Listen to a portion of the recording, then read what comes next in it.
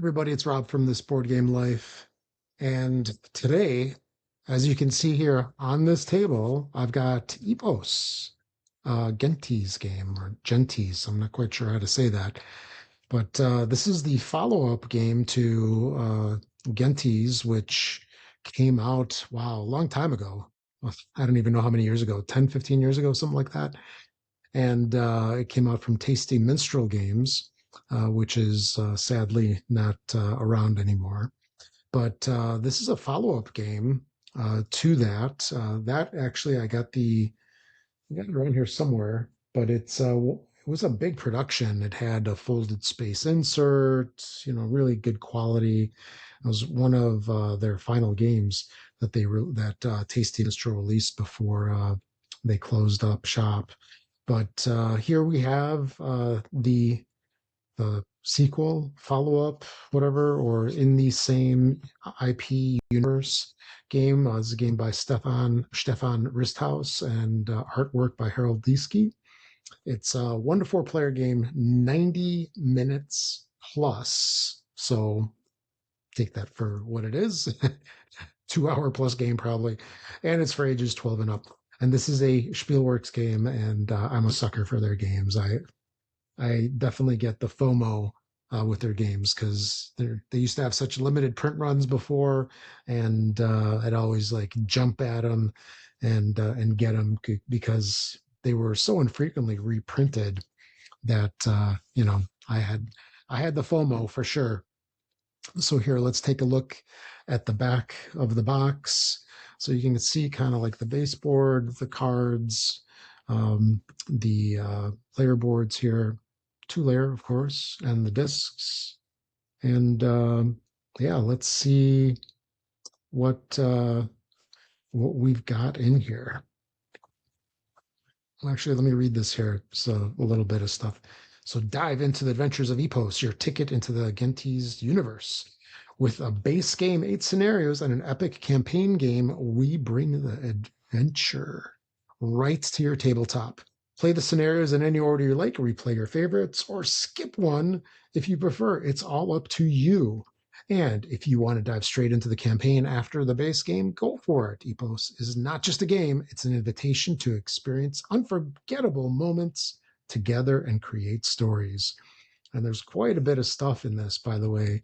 Like you can see here by the components. I don't know if you can read that. I will read it for you. So it's got a game board, of course, 213 cards, 21 or poker-sized cards, 21 large cards, 11 punch boards, including double-layered player boards, 447 wooden pieces, a lot of them screen printed. It would be madness if you had stickers.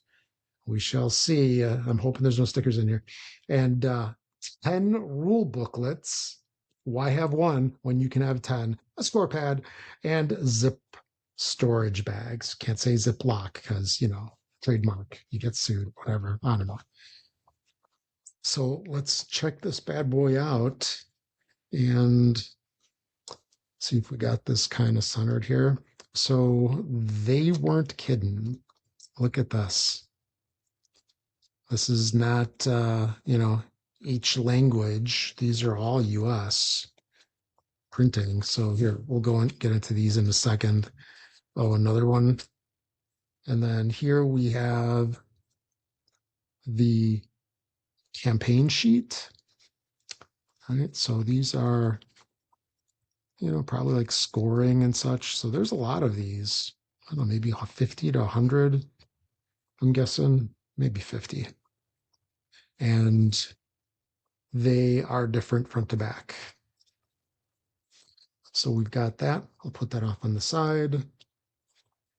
We have a list of the complete components. So that's cool. There's a separate sheet so you don't have to keep referring to the manuals here.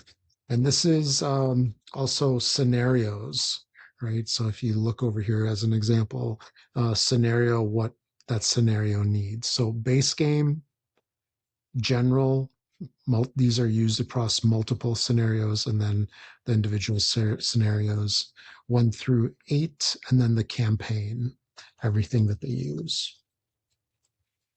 So here we have, wow, one of many rule books, right? So this is the base game rule book, 32 pages for this. I'm actually going to put this down here. Let's kind of take a look at this here. So basic introduction, scenarios, all 8 of them in campaign, says how many players, right? So it looks like some of these scenarios are 1 to 4, some are 2 to 4, so you can't solo all of these. Or I suppose you can solo some of them maybe, but you just got to play both sides. And then components and setup of the board. I always mention this. I do like when they have like section 1, do this, this, and this, and then it tells you where you're doing that by, dropping the number on the board or the appropriate area. So it's continuing here. So if you check this out, right, this is 4 pages of just setup so far. We'll see what the next pages have. Oh, it continues. So looks to be 6 pages of just setup. So there's a lot to this game. All right, gameplay. We have several different phases all here. Some examples, which I love. Kudos for the examples here. And we are approaching the middle of the rule book now. So we are right there. Okay. And then I guess there's some specific rules in different player counts, right? In a 4-player game, there appears to be some separate rules. More examples. Very nice. Examples and illustrations. They definitely help. And then final scoring here. So I guess there's 2 phases. Phase 1, a lot of stuff. Maybe phase 1 is setup.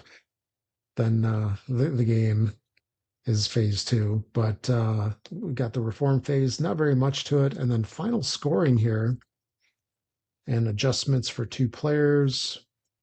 So it looks like the game is really probably geared towards 3 or 4 players, but then you can do something different with some small adjustments to do 2-player and then solo play here at the end. And yeah, there's solo challenge. Yeah, this is where usually you play and get a score, and then you try to better your score. And they say, hey, if you score 50 points, then you did a okay job. If you scored 90, you are elite. And it's interesting that they have the solo challenge score sheet here in the rule book. This is not something that I would want to write on, but that's just me. You'd think that there would be a separate sheet, or maybe they've got something that you can print out. But yeah, this is the core rules of the base game. And then let's check out, I'm not going to go through all of these because maybe these are spoilers or something, but I'll go through at least this first one or two. So this is scenario 1 titled The Kingdoms. Of course, the English rules or US rules. And so how these work is there's, basic introduction overview for this particular scenario. And it's got some kind of setup listed for this particular scenario. You can refer to that cheat sheet before to see which components that you needed for this. And then how this functions, and then final scoring. That is, there's not a whole lot to this. So this is actually okay. And then a glossary. That's probably stuff that's unique to this version. Let's look at one more. This is also maybe like 8 to 10 pages. Yeah, 8 pages. So this one's called Tributes. Same thing. Overview, introduction, how to do setup for this particular scenario. Gameplay that's unique to this scenario with your different phases. And then how to do, win condition, I'm sure, and how to do final scoring. So that's pretty cool. Again, glossary at the end. So with these other manuals here, we should have 8 total scenarios and then a campaign. So these are all thin. 8 is heavier. So this one is thicker. This one is 24 pages. So this is a beefier scenario for sure. Yeah, you can see that there's a lot more setup to this one. Yeah, look at that. So yeah, gameplay starts on page 8. There's a lot of unique stuff to this. And final scoring on page 14. Glossary is a couple pages here at the end. You know, it's got all the different Phoenicians, Romans, the Greeks. Here at the end, explanations of all of those. So yeah, scenario 8 is definitely beefier than the rest. And then here we've got the campaigns. This one seems the same. So it's at least 24 pages. Yep, 24 pages, just like the scenario 8. So the campaigns one, let's kind of check this out here. So it's got the setup here in the beginning, like normal. So it looks like it's got a diagram here of how you would set up the 3-player. And you can do complete campaign, short campaign, uses special cards. So gameplay here in the middle of the book. A lot of text in this one. Looks like there's 6 rounds altogether. And it looks like you use the back of the score sheet or whatever you want to call it to keep track of everything. An evaluation of the campaign here at the end, different player counts in a campaign, so how to handle that. Glossary. This is another one where the glossary is actually pretty substantial, right? So that starts on page 15 and it's 24 pages altogether. Okay. So, wow, that's a lot just for the rules there. All right, here. So we got the board here. So I'll put this off to the side. We'll hit that in a couple seconds. So the board with the money right there. And let's see. This is all of the cardboard. So this actually has like a linen finish on it. At least it does over here. It feels like it. It's a little rough. Right. So we've got this. And I'll put this here. So the artwork on this is kind of what you would expect for a game set in this period, you know, Phoenician, Greek, Roman, and such. So it is definitely checking that box, and these definitely do want to come out. So I'm being very careful. Whoa, that one almost came out there. So here's this guy. Right, and it is coming apart. There's another one. Resources here, looks like. And look at this. 4 decks of cards. I mean, 3 decks of cards. Can't count. So we got these multiple colors. It's off to the side. And then got a big old bag of stuff. A bag of bags. A bag of bags. These are the stickers for the double-sided boards. So you use these to adhere them together. They're did I say double-sided boards? I meant the dual layer boards. And they're double-sided stickers. So here, pull this out, check these out here. Then we'll start putting the stuff back in the box. So here is our double-sided board. So what you would basically do is punch these out, right?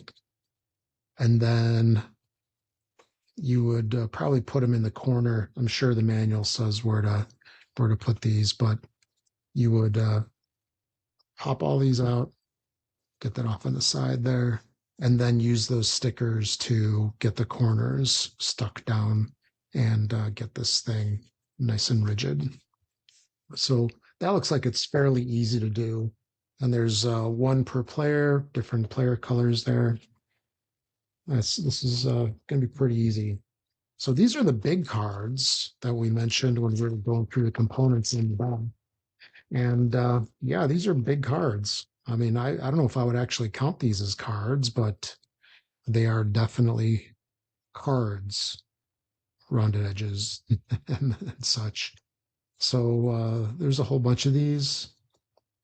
As you can see, they're very slippery.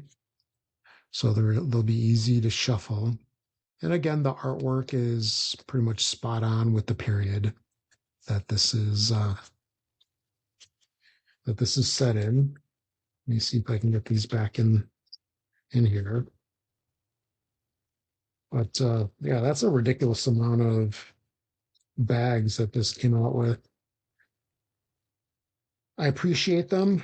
It is annoying when you get a game and you have 0 bags and then you have to scrounge around for them. And then these cards, I don't know if I want to open these, but I will. And let's get this open. We'll go through at least one of these because I'm sure these are all mostly the same.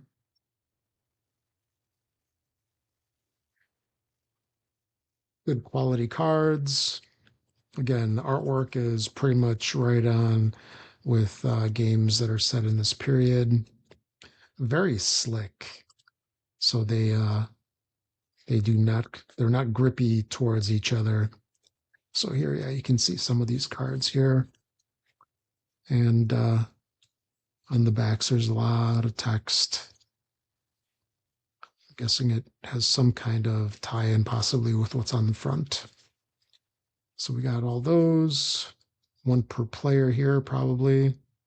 All right, so it's maybe some kind of resource store.